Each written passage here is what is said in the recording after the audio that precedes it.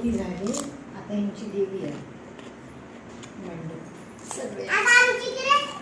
बाप्पानी 2 देवी सकाळी माहिती का गरबा पण तुला त्यांचा